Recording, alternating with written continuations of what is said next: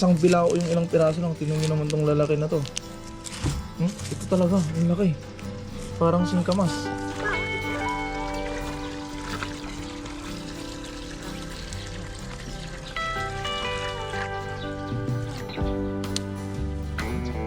Nagpipintas, George. Yung gaganda ng dahon. So yun muna yung update dito mga katoy. Ito din yung kamuting kahoy natin. Yun, itong dami to. Lumalo sila dito. Kunin na natin.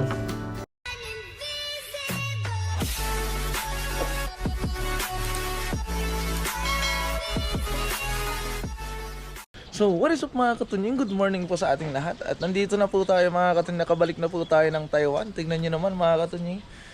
So namiss po natin ang garden natin dito mga katunying. At siya nga pala mga katunying, ngayong araw syempre ipapakainin natin ang ating mga alaga. At babalik tayo sa ating mga gawain. At sanay samahan nyo ako mga katunying sa video na to. At mag-harvest tayo ng itlog at talong mga katunying. At ganoon din i-update ko kayo kung anong mga update dito sa ating mga pananim, kung ano na sa ating mga pananim, sa ating mga alaga. At nga pala mga katunying, nakakatuwa lang na hinarvest na ni Dea yung ating sibuyas mga katunying. At grabe, tignan nyo naman. Tignan nyo naman tong sibuyas na to. Ayun o.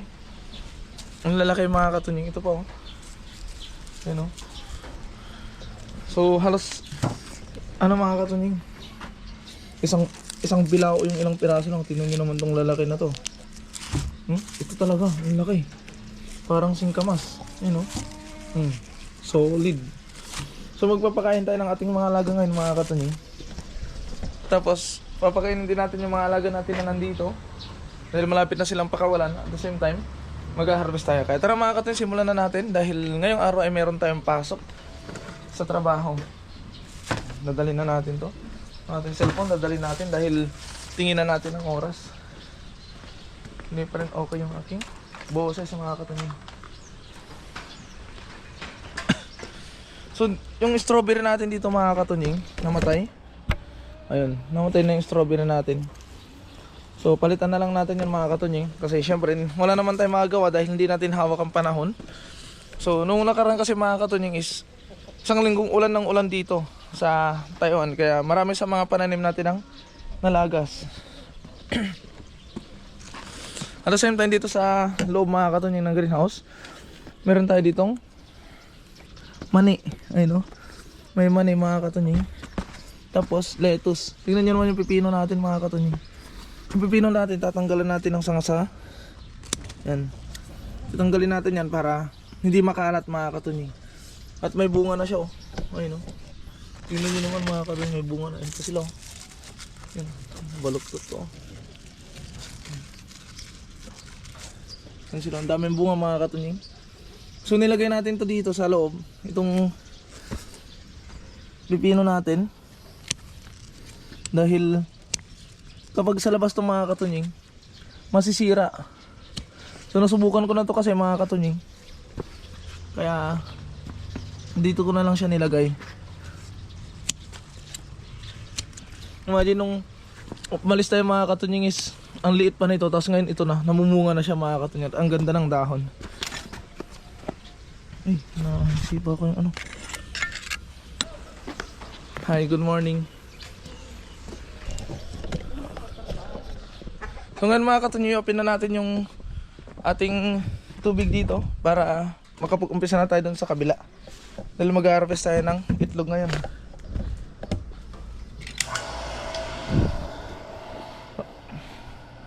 Papakainin muna natin yung ating mga alaga bago tayo magsimula sa gawaing garden. Yes? So many na.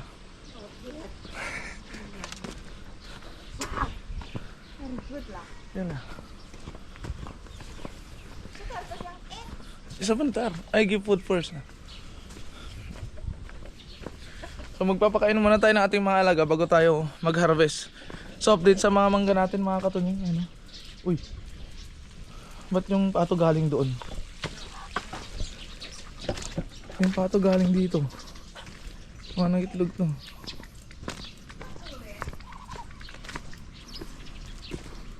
Mga nang itlog dito eh. Wala ko makain lang. So kumain lang siya dyan mga katunying. Yan. So ito na yung update sa ating mga halaman dito. Ang lalaki ng mga katunying. At may bunga na. Tingnan nyo naman mga katunying. Silipang sigang pala to. Ayun o. Silipang sigang pala yun. Ito yung sibuyas na natin o. Tapos yung kangkong. Tapos yung kamote nandun. Ang gaganda. So mamaya lalabas tayo dyan para ipakita naman yung mga update sa halaman natin doon. Pero sa ngayon ay mapakainin muna natin yung ating mga alaga.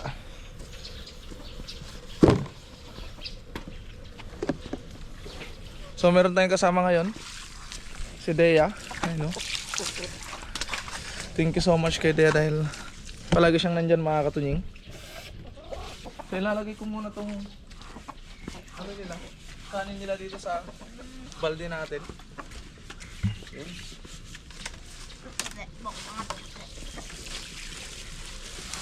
Ito? Ano for plastic ko yun? No?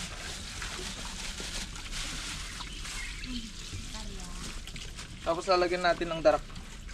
Let's go!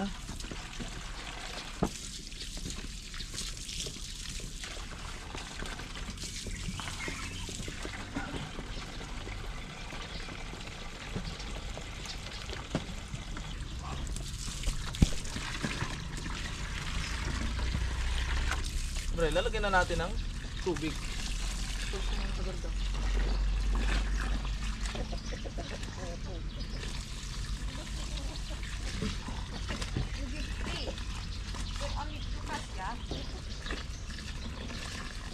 Dikit-dikit ba 3? Ano pa? Ito.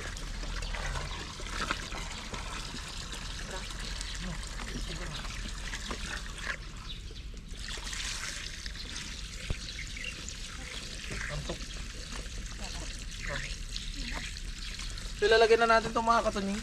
So pag-iwa-hiwalay natin sila. Bali, 3 yung gagamitin natin na kainan nila.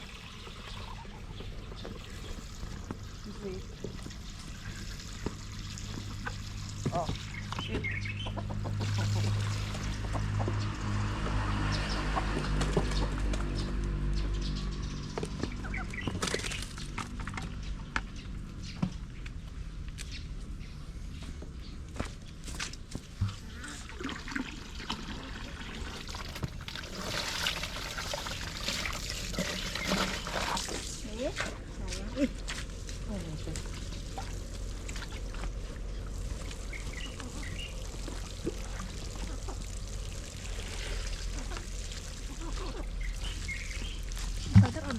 Hindi mo lang, at least ano.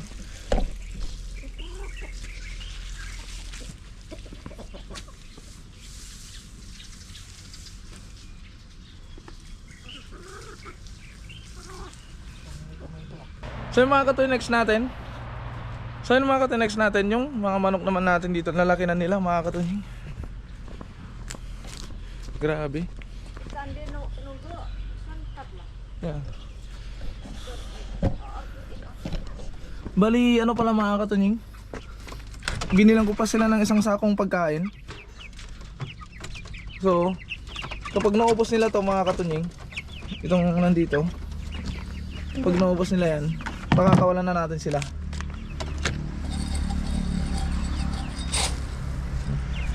Dadagdagan lang natin. Meron pa rin pero dadagdagan lang natin. Ano sa mini boy?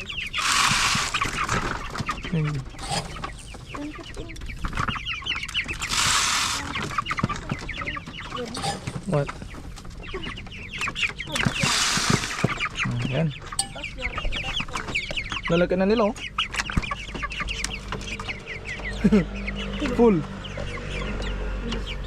Egg. Okay, so that. Pa na natin.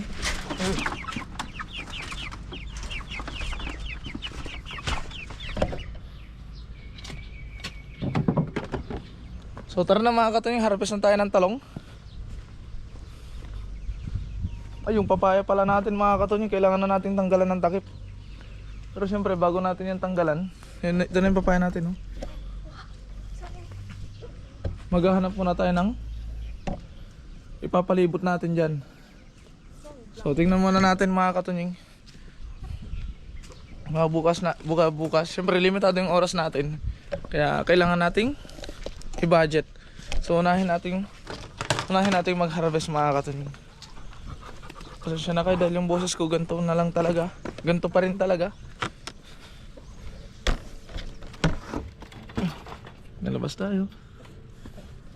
So napakaganda na ng bakod natin dito mga katunying. So ito naman yung talong. So nakailang harvest na din tayo dito pero ito matatag pa rin siya mga katunying. Yeah. Napakaangas. Sa kabila.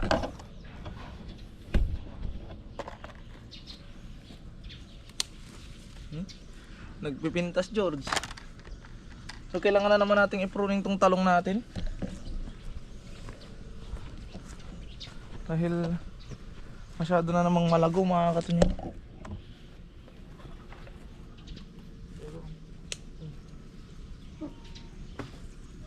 Wow.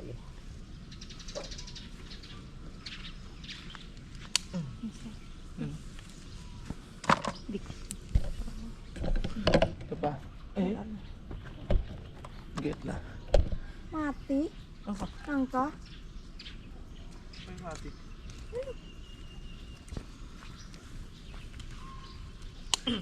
Yun. Yan o. So may nakuha tayong 5 piraso mga katunying. Pwede na pang ihaw. Yun o.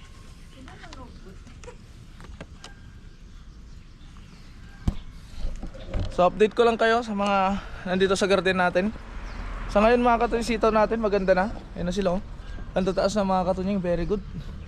At ito naman yung ating pakwan mga katunying. Yung sabi nilang malaking pakwan. Namatay yung dalawa dahil sa madalas na pag-ulan. At may nakasurvive na isa. At meron na siyang bunga. Kaya nilagyan ko ng plastic. Yung dito naman mga katunying, so kalabasa at saka upo mga katunying.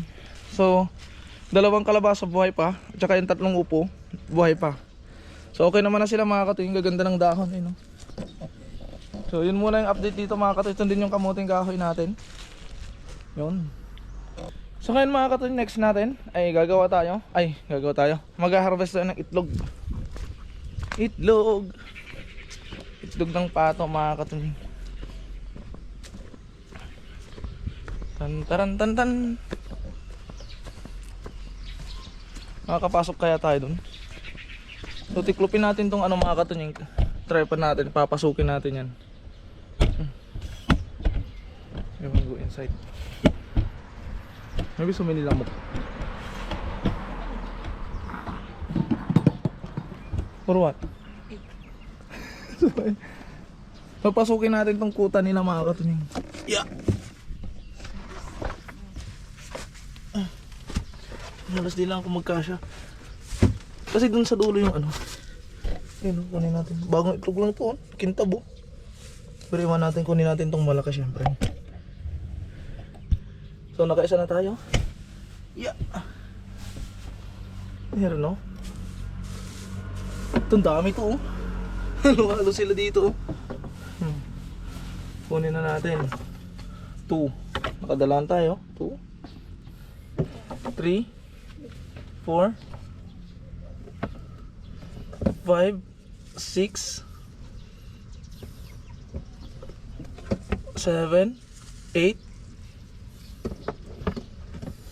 9 10 11 12 13 14 15, 16 mga katunying. Pang 17 yung nandito na hindi natin kinuha. Magiging ano kasi mga katunying, props. So sirain natin to. Ano natin makahirap ba? Tapos dito tayo gagawa naman. Para masanay sila dito mga katunying. Maglalagay tayo ng isa. Where? Like inside. Lagay din tayo dito ng isa. Parang props lang ba? Nalabasan natin tong magkano yung linis natin mga katunying. 2, 4, 6, 8, 10, 12, 14. So today's harvest, naka 14 eggs tayo. Apat lang yung pato natin mga katunying. Tapos isang manok na, ay dalawang manok na nangingitlog. Ay tatlo pala.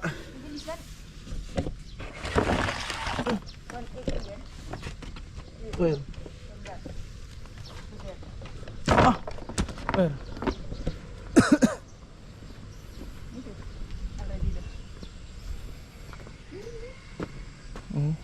So may nangingitlog dun. But I need off yung water.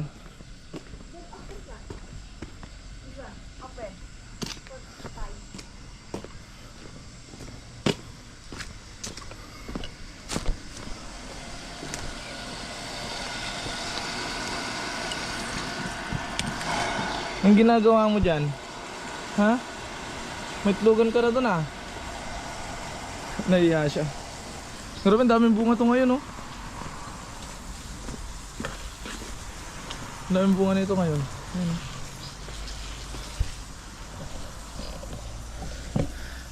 So yun mga katunying, bale sumapit ng oras ng ating pagpasok mga katunying. At ito muna yung update dito sa ating mini garden. Thank you so much po mga katunying sa lahat po ng walang sawang sumusuporta sa akin at sa aking mga nakakasama. Mag-iingat po palagi mga katunying. Saan man po kayo naroon, at dahil nandito na tayo ay sisimulan ulit natin mga katunying ang pagtatanim at pag-aasikaso dito sa garden natin. Kaya thank you so much po mga katunying. God bless po palagi. Bye bye.